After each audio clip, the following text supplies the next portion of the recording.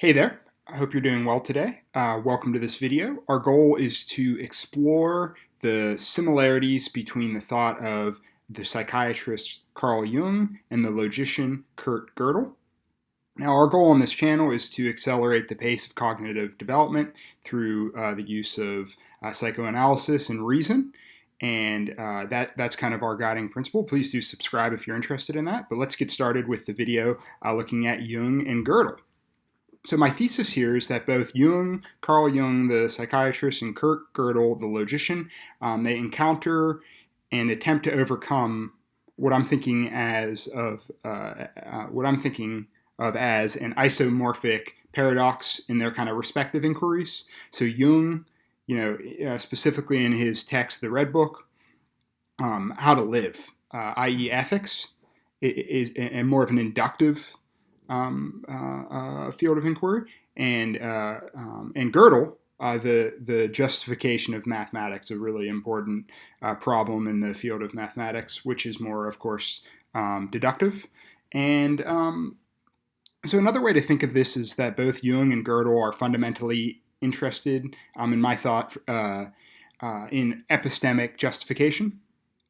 So, as I see it, in Jung's case, he's seeking for a way to respond to the idea of the death of God coming out of Nietzsche, or said another way, the fact that kind of Western modernity, we have doubts about any grounds for our moral intuitions. Instead, here in late modernity, we only have the ability to kind of enforce fashionable ethics. And so the problem with enforcing fashionable ideas as the foundation for ethics is that it's untenable for Jung, because it leads to performative contradictions and unrest. And this was particularly germane as he's witnessing, Jung that is witnessing World War I. And this problem of legitimate ethical grounding, or at least justified ethical grounding, kind of forces itself on Jung's psyche. If you look at the way of what is to come in Jung's Red Book, he talks about there a melting together of sense and nonsense to develop what he calls a supreme meaning. For me, how I read this is that the supreme meaning, I should say, is a hermeneutical methodology to reveal fundamental ethical truths. So it's a kind of fancy way of saying is a more appropriate tool to analyze ethics, or to look at ethics in late modernity, after skepticism, after a really delineated and convincing skeptical period. Okay, so I would say that this embrace of paradox that Jung develops in the way of what is to come is similar structurally to Gödel, insofar as you need to admit fundamental incompleteness or lack to justify logic. So while ethics and logic are, of course, different fields of inquiry, the underlying paradox looks really, really similar to me. Said another way, logical axioms are self-referential according to Gödel. So what this means is this recursiveness inevitably leads to the sort of paradox seen in statements such as, this statement is false.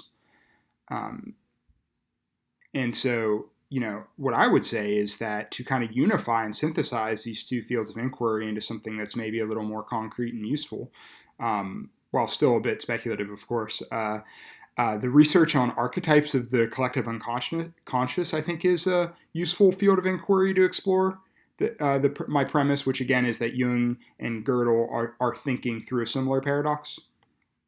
So I'd say that archetypes are useful in understanding this paradox because they emerge from the hinterlands beyond cognition, in what Kant, who I'm referencing here, would call the noumenal.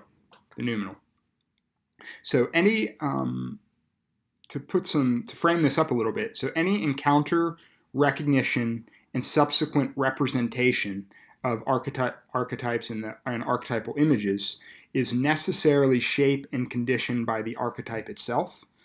Because of this conditioning, an empirical ego, especially the one creating this video, can never fully conceptualize the archetype as such.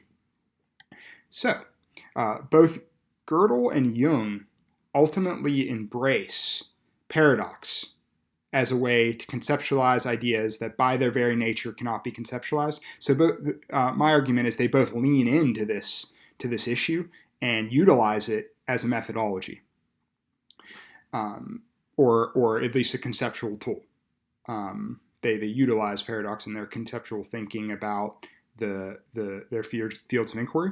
So archetypes structure our cognition, so anything we say about them is fundamentally incomplete, because the only way to access them, to access any knowledge of them thus far, is through a kind of dialogue between two conscious beings.